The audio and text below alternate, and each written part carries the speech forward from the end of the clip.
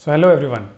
आज के इस वीडियो में आप देखेंगे कि किस तरीके से क्वेश्चंस किए जाते हैं और क्या हम गलतियां करते हैं उसको आंसर करने में। Got it. कुछ 3 या 4 इंपॉर्टेंट क्वेश्चन जो किसी भी यूनिवर्सिटी में ये पूछा ही जाएगा, और अगर आपने इन क्वेश्चंस के बहुत अच्छे से रिप्लाई रेडी कर लिए हैं देन योर इंटरव्यू, एज अगर मैं पॉइंट्स की बात करूं, that will going to be a very good, very satisfactory from your side. तो चलिए, जो पहला क्वेश्चन होता है उसका क्या आंसर होता है, क्या होना चाहिए, ये सारी चीजें one by one. Please come come sit. So you are mister Gangwar, yes? Okay. हाँ mister Gangwar, so before proceeding to your profile, it's very good, अच्छा काम किया आपने। Okay, please tell me something about yourself. अब बोलिए बोलिए प्लीज।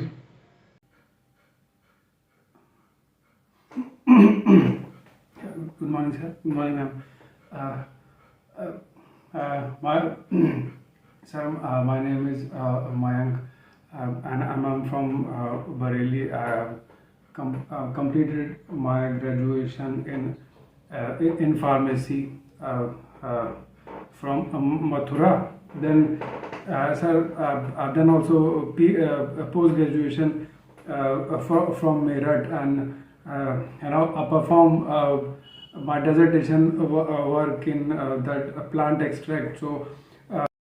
तो ये जो पहला क्वेश्चन था ये आपको फेमिलराइज करने के लिए पूछा गया था, जिससे कि लोग ये देख पाएँ कि आपका रिस्पांस किस तरीके से है। ये जनरल क्वेश्चन है। तो पहली गलती स्टूडेंट ने क्या किया, उसके अंदर कॉन्फिडेंस लेवल कम था। जो चीज़ उसको बताना चाहिए थी वो उसने नहीं बताई, और बताई भी तो इतना ब्रेक करके कि इंटरव्यूअर के पास वो रिस्पांस बहुत ही गलत आया। तो पहली इंपॉर्टेंट चीज़ जो आपको याद रखना है वो है eye to eye contact. Got it. कभी भी आपको डिप्रेस्ड नहीं होना है, आपका कॉन्फिडेंस लेवल बहुत ही ऊपर होना चाहिए। उसके लिए सबसे इंपॉर्टेंट है आई कांटेक्ट। जिसने क्वेश्चन पूछा है, जिसने नहीं पूछा है, आपको सबको फेस करना है one by one. Got it. और आपका आंसर स्ट्रेट फॉरवर्ड होना चाहिए, ना कि बाय ब्रेक। स्पीड ब्रेकर का रोल नहीं आना चाहिए किसी भी आंसर में। तो आप समझ गए कि क्या मिस्टेक की और क्या करेक्शन होना चाहिए था। Got it. A very good morning to all the faculty members. So, sir, myself, Mayank Gangwar, and I have completed my graduation in pharmacy. And after that, I joined in the post-graduation M Pharma in pharmacology branch, and I completed my dissertation from this university. And my work was the extraction of this plant and various animal activities. And luckily, because of this institute and this department, I have published 2 publications from my work, and that was in a high impact journal. So this is the chance when I'll get selected to face interview in this department and this in this reputed university. So thank you, sir.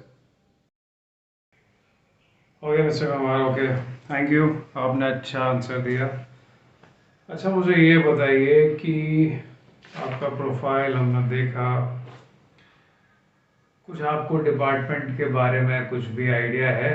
Means anything about the department और the faculties जो यहाँ काम कर रहे हैं, क्या काम कर रहे हैं, कुछ पता है? या फिर बस फॉर्म भरा, एडमिट कार्ड आ गया और सोचा चलो इंटरव्यू दे के आते हैं? मतलब मैं आपको डीमोटिवेट नहीं कर रहा हूँ, मैं पूछ रहा हूँ क्या आपको कुछ पता है डिपार्टमेंट के बारे में? तो प्लीज बताइए। Yes sir, yes sir, I know, मैं जानता हूँ सर इस डिपार्टमेंट के बारे में। Sir, this department is very good. Sir, I've seen many publications from this department. So, sir, this very good faculties are there, um, equipments are very good, sir, and a very experienced faculty. So sir, that is why I want to do PhD under him, sir.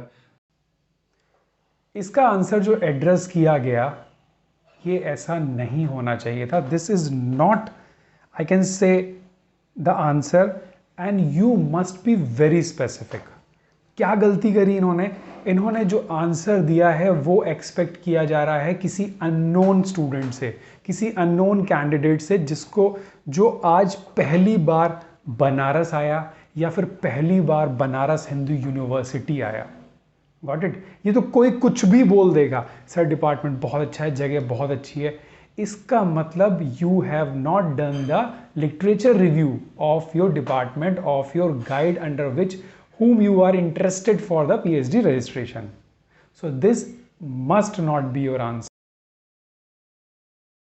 Your answer will be straightforward directly, that I know that professor who is working under this plant extract or any molecular assay, and I know him and I have shared the proposal. That is why the reason I am here for this PhD registration under Professor XYZ. Straightforward, direct answer, full detail.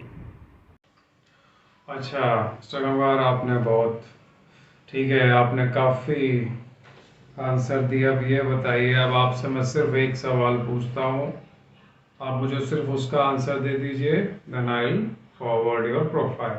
Got it? अब बताइए कि आपने किसी professor से, किसी faculty से इस department का बात किया है क्या? आप किसी से अपने प्रपोजल के बारे में बात किए हो कि नहीं? सिंपल सा मेरे को आंसर बताओ. So have you discussed before coming to this interview? Do you have any idea or do you have any conversation with your faculty or not? Please tell me. No sir, I visited that department, but sir, I'm unable to meet anybody. So no sir.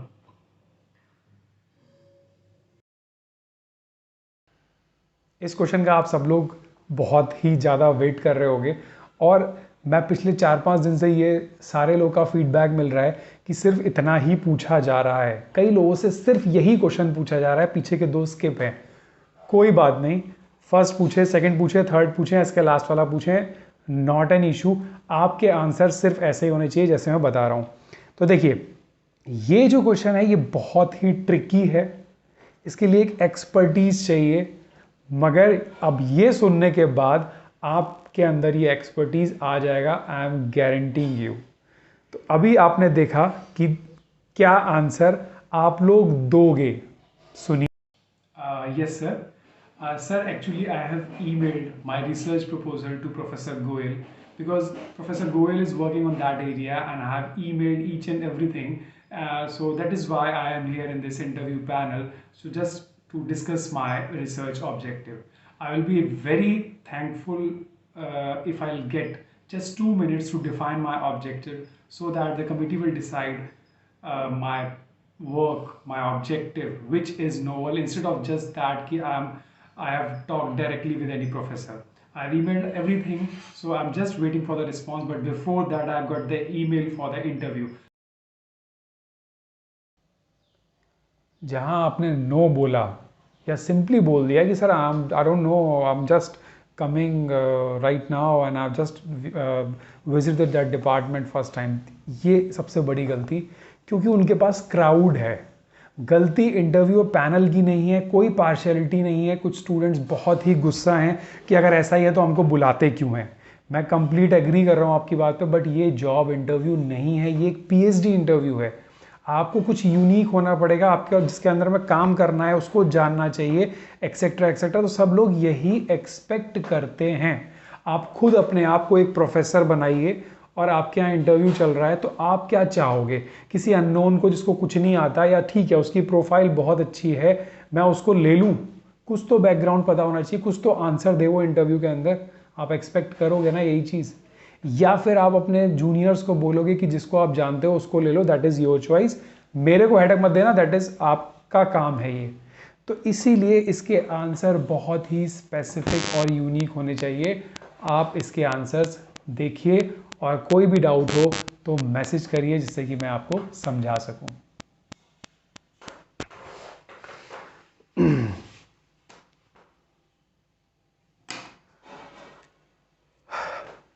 तब शायद कुछ तो समझ आया होगा, क्या ऐसा ही होता है? मुझे लगता है 60 to 80% ऐसा ही होता है सबके साथ, और इवन मैं कहूँगा मेरे साथ भी ऐसा ही हुआ था। मैंने भी ऐसे ही एक्सपेक्ट किए थे आंसर्स और दिए भी थे, बिकॉज हर आदमी इतना मेंटली रेडी नहीं होता है। दिस इज अ स्टेज कि वो चाहता है कि मैं रजिस्ट्रेशन लूँ।